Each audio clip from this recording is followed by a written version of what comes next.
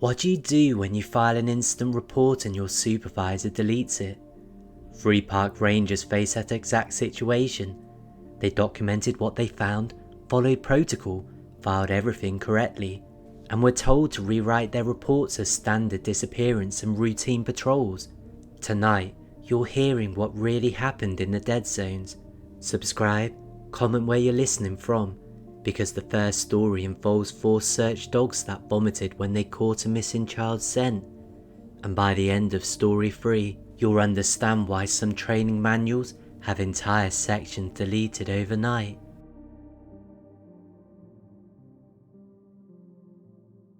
The K9 was vomiting black bile onto the trail. Rex, a German shepherd with 6 years of search and rescue, 27 successful recoveries, took one sniff of the 7-year-old's backpack and started retching. Dark liquid splattered the dirt. His handler stared at me, face drained of colour. "I've never seen this," he whispered. That was dog number 1. We brought in 3 more. One backed away whining, ears flat against its skull. The second sat down and refused to move, no matter how much its handler commanded. The third made it 15 feet into the woods before it started shaking so violently its legs buckled. 4 professional search dogs, all terrified of a missing child's scent trail. Bill Costa, 20-year canine veteran, pulled me aside. "Marcus, those dogs aren't refusing because they've lost the scent. They're refusing because they're terrified of where it leads." That's when I knew we weren't looking for a lost girl anymore. Kaylee Morrison had disappeared at Devil's Den State Park in Arkansas. Her mother had looked away for 30 seconds to tie her son's shoe. When she looked back, Kaylee was gone. No scream, no struggle, just 7 blackberries arranged in a perfect circle around the bush she'd been picking from. Not dropped, placed, like a signature. 200 volunteers searched for 19 hours. Helicopters with thermal imaging swept the canopy. We found nothing. No footprints, no torn fabric caught on branches, no trace that a 7-year-old had been there at all. Then dispatch radioed. A hiker found a girl matching the description at Lee Creek Valley, 11 miles north, through terrain that would take an experienced adult hiker 6 hours to cross. Terrain with no trails, steep ravines, and 3 creek crossings. When I arrived, Katie was sitting on a boulder, humming a song I didn't recognise. She was barefoot, shoes never found. Her dress was torn but somehow spotless. Not a scratch on her body, not dehydrated despite 19 hours in the wilderness. Her vitals were perfect. But her hands told a different story. They were covered in berry stains, dark purple, almost black, coating her fingers past her wrists like she'd been dyeing fabric. Fresh, sticky, still wet. The hiker who found her, a guy named Tom, pulled me aside. "There are no berry bushes anywhere near here. I've hiked this trail for 8 years. Nothing within 2 miles that produces fruit." I knelt in front of Kaylee. "Honey, what happened? Where did you go?" She looked at me with flat, empty eyes, like she was seeing something behind me. "The berry lady was very nice. She said I could have all I wanted." My stomach dropped. "What berry lady?" "The one who lives under the trees. She has a big basket that never empties." Kaylee tilted her head, smiling slightly. "She looked like branches. Her eyes were holes, but she smiled the whole time." "Where did she take you?" "Down, under the trees where it's always dark. The berries there are warm." She held up her stained hands, examining them. "She said I could come back any time.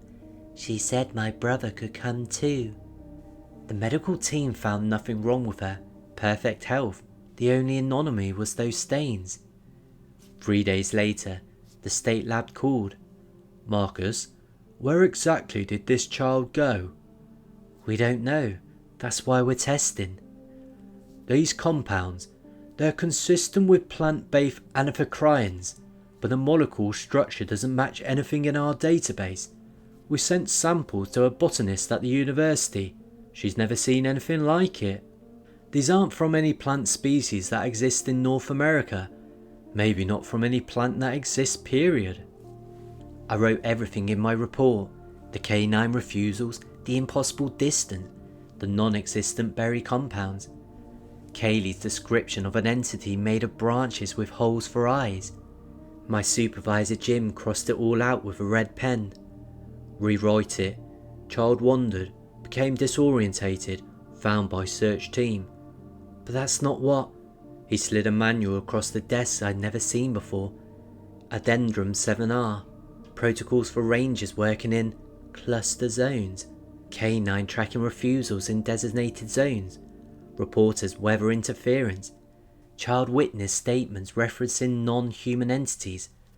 Trauma-induced confusion. Under no circumstances suggest supernatural causation. Jim spread out the topographic map. 23 red dots clustered around Butterfield Trail. Each dot is a case like Kaylee's. Kids picking berries, found miles away. Berry stains on their hands from plants that don't exist. He pointed to one dot. 1952, 6-year-old boy. Know what he told his parents? That the berry lady said his sister would be next if he didn't come back. What happened to his sister? Jim's expression went dark. She went picking berries 2 weeks later, never came home. I rewrote the report. The lie went into the official file. 6 months later, I was patrolling Butterfield Trail in January. Everything frozen, everything dead, until I found the circle. Blackberry bushes growing in a perfect 10-foot ring. In the middle of winter, green, lush, heavy with fruit in 30-degree weather. I reached out and touched one of the berries. It was warm, body temperature, like it had been sitting in someone's mouth. The warmth spread up my finger and I jerked back, wiping my hand on my pants. In the centre of the circle, Kaylee's missing pink sneakers, placed side by side, toes pointing towards the trail like an invitation. Both shoes were filled with fresh berries that were still warm. I photographed everything. Jim deleted the photos that night. Marcus, some protocols exist because of things that happened before we worked here.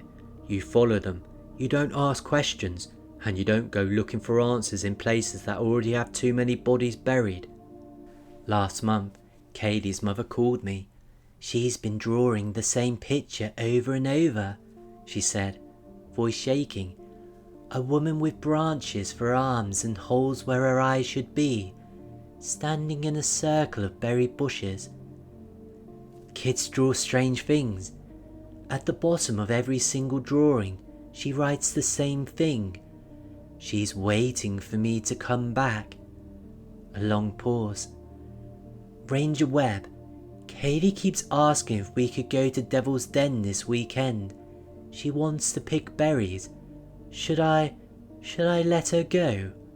I didn't answer, because I honestly don't know if saying no will protect her, or if it's just to make the berry ladies stop waiting and come to their house instead.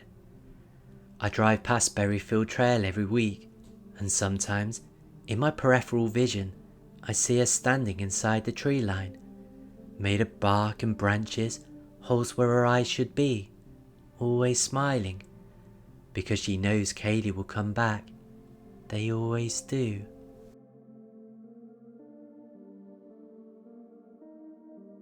The body moved while I was gone. I'd marked it, GPS coordinates locked, 3 trees wrapped with orange tape in a triangle formation. I photographed every angle, documented the gunshot wound, radioed for backup. 90 minutes later, when I returned with the forensics team, the body was 400 yards uphill. Same victim, same wound, different location. Let me back up. There's a 50 square mile section of Yellowstone National Park that sits in Idaho but falls under Wyoming Federal District Court due to a constitutional loophole, something called the Vicarage Clause. You just can't get a jewelry trial there. The population is 0, which means, theoretically, you could commit murder and just walk away. Us rangers call it the zone of death. We patrol it twice a month, knowing that if something goes wrong, the justice system has no answer. On September the 17th, 2022, I was hiking the Betchley River sector when I found him. Male, 30s, gunshot wound to the chest.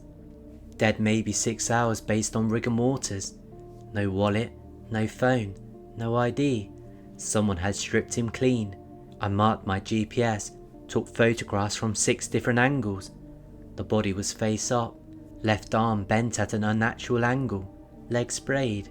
The blood pooled beneath him had soaked into the soil. I wrapped orange trail tape around 3 nearby trees in a triangle so forensic could find the exact location. Then I hiked out to meet the team. When we returned, the tape's still there, triangle intact, but the body was gone. Mark Delacruz, the lead forensic investigator, looked at me. "Smith, where's the body?" "It was right here, right in the centre of this triangle 19 minutes ago." We found drag marks leading northwest, uphill. We followed them for 400 yards through dense forest. The body was there. Same gunshot wound, same clothing, but now he was face down instead of face up. His left arm was straight instead of bent, and his legs were together instead of splayed. "If an animal dragged him, where's the damage?" I said. "Where are the teeth marks?" Mark examined the drag marks. "Sarah, these are too wide for a bear, too smooth, like something pulled him on the tarp, but where are the boot prints?" We searched the entire path between the 2 locations. The drag marks were clear, continuous furrows in the soil, but around them, nothing. No footprints, no signs that any person had walked this ground. Just the drag marks, leading uphill, made by nothing we could identify. Then Mark noticed the victim's watch.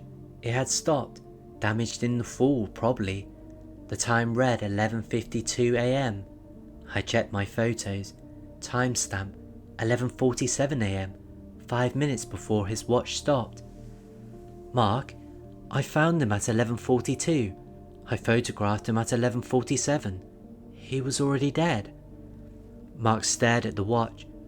"Then how does his watch say 11:52? Nobody had an answer.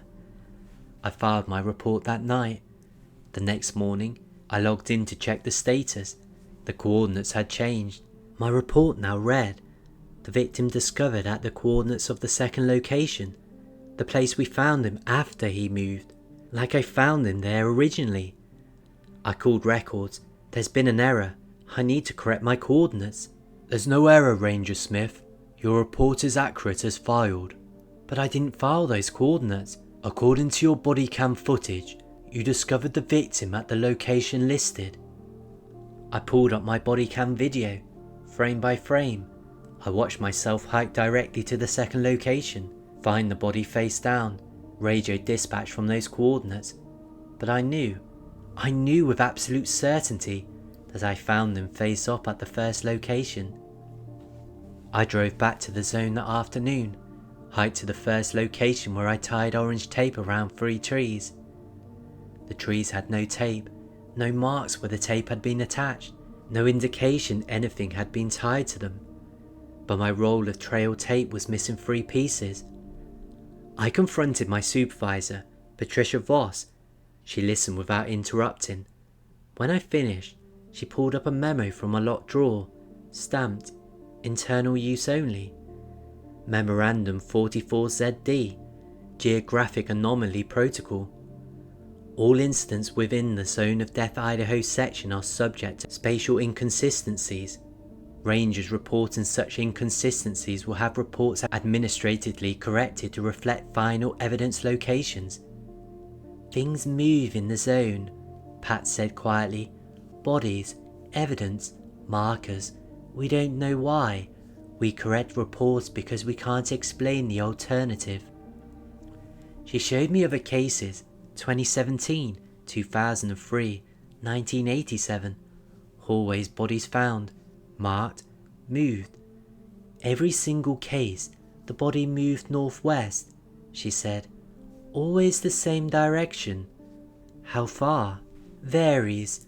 Shortest was 200 feet, longest was 800. How far did yours move? 1,200 feet. Her face went pale. 1,200? That's the furthest on record. She pulled out a topographic map covered in red X's. Each showed where a body was initially found versus where it ended up. Every line pointed northwest. What's at the center? I asked. We don't know. Deep in the zone, no trails, no roads, no jurisdiction. If we send rangers there and something happens, no one can be prosecuted. I was reassigned to Old Faithful the next day. For my mental health, they said. 3 weeks later, I got a manila envelope, no return address. Inside, a 1987 Ranger report, stamped, do not file. Same story, body moved, report corrected, but this ranger had measured the distance, 1,423 feet. I calculated my case, 1,423 feet exactly. I requested files on every zone body relocation, 7 cases total. Every single body that moved, 1,423 feet, always, precisely. I plotted them on the map, connected the final locations. They formed a perfect arc, like points on a circle. I calculated the center using the radius. Deep in the zone, unreachable, unprosecutable. At the bottom of the 1987 report, handwritten, some zones are dead because the law doesn't reach them. Others are dead because something else does. Last month, I got an email from an unknown address, just a photo, the completed circle drawn on a map, with all known body locations marked. At the center, somebody had written, 12 bodies so far, circle needs 14 to close. When it closes, what's been waiting comes out. Next body found in zone equals lucky number 13. Will they evacuate the park or just correct another report? I deleted the email, blocked the sender, but I know the answer. They'll correct the report, they always do, and when body 14 shows up, whatever's been waiting at that center for God knows how long is finally going to get what it wants.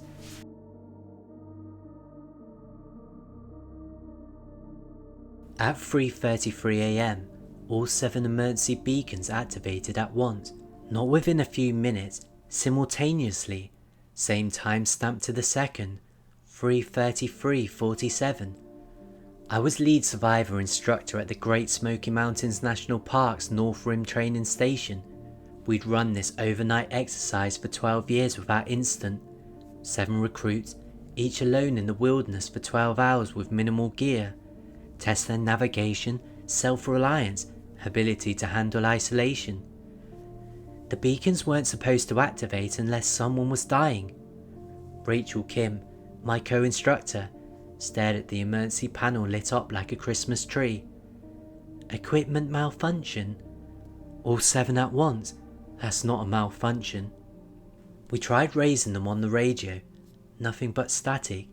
Heavy fog grounded the helicopters. We took ATVs, reached the first grid square 2 hours later. The campsite was intact, sleeping bag laid out, gear organised, but James Cho, the recruit assigned here, was gone.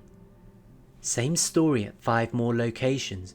Camps undisturbed, recruits vanished. At dawn, a ground team radioed from the bowl, a natural clearing 2 miles from base.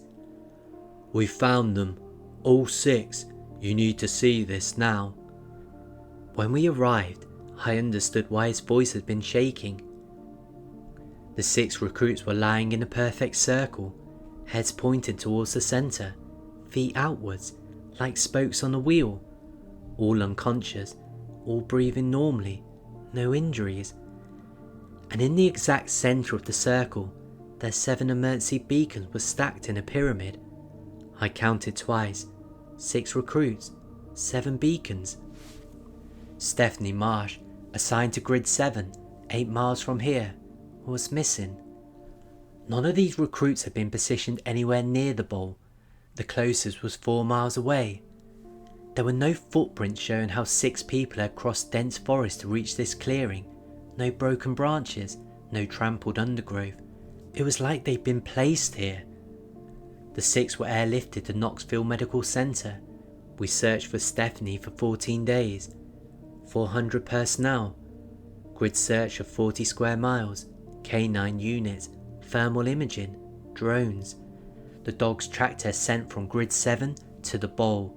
Then they lost it. Just stopped. The handler told me he's seen dogs lose trails before, but never like this.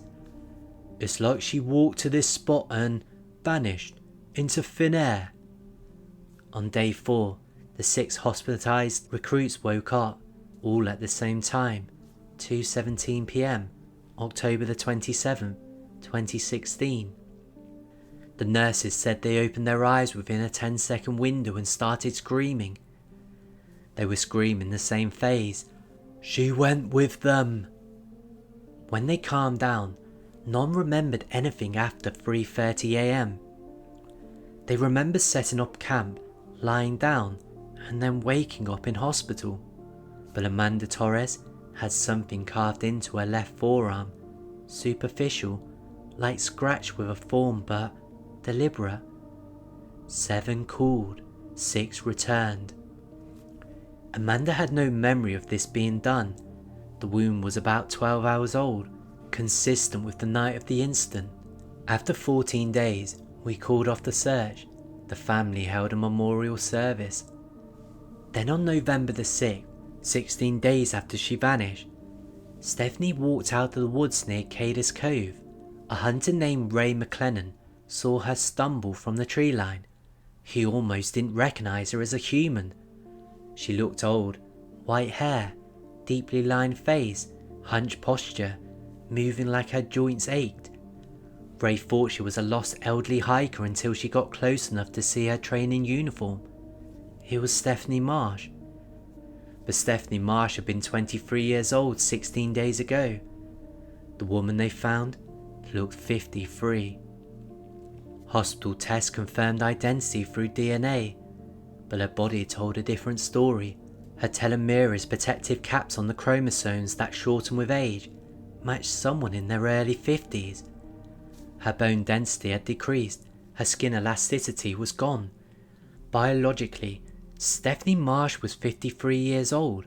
Chronologically, she was 23, and she wouldn't speak English, only a language that a University of Tennessee linguist identified as Mississippian, extinct for 600 years. Dr. Ellen spent 20 minutes with Stephanie. When she emerged, she looked shaken. She's completely fluent.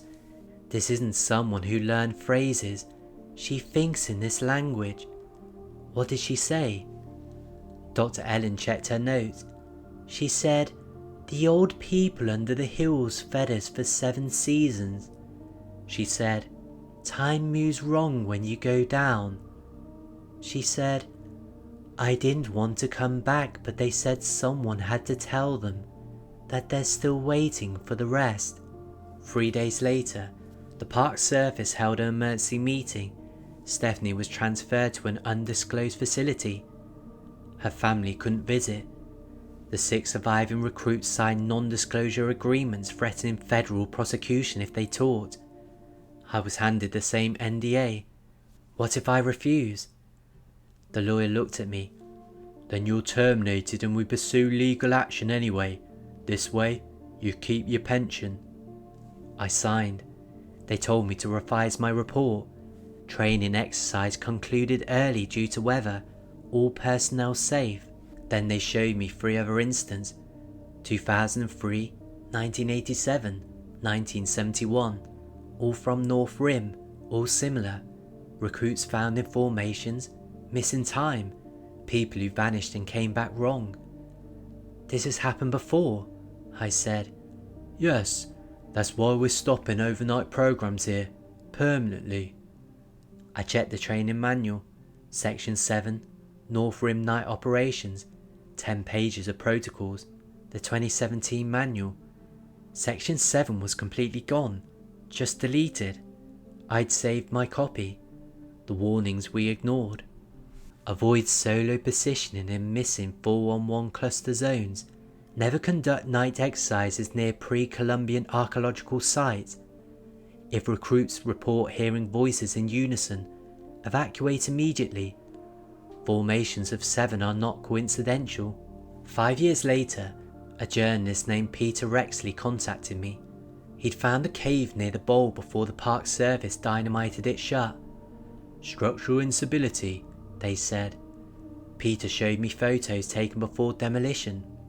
Mississippian pictographs covered the walls, spiral patterns, rows of human figures descending into darkness, and 7 fresh handprints in red pigment at the bottom. Lab analysis, human blood, 2016. DNA matched the 6 surviving recruits. The 7th print, Stephanie Marsh, but with the biological age markers of a 53-year-old. 3 weeks later, Peter's footage was confiscated. The cave was filled with concrete. Overnight training programs were banned in every park with documented missing 411 clusters. I retired last year, but I kept Section 7. 7 called, 6 returned. 1 is still down there, 30 years older, speaking a language dead for 6 centuries, living where time doesn't work. And somewhere under the Great Smoky Mountains, the old people under the hills are waiting for the next 7. Because I checked the records, every 40 years since 1931, 7 people enter those woods on training exercises, and only 6 come back. 2016 was the 5th cycle. The next one is in 2056. 40 years from now, they'll forget, they'll restart the program, and 7 more recruits will activate their beacons at 3:33 AM, and this time, maybe none of them will come back at all.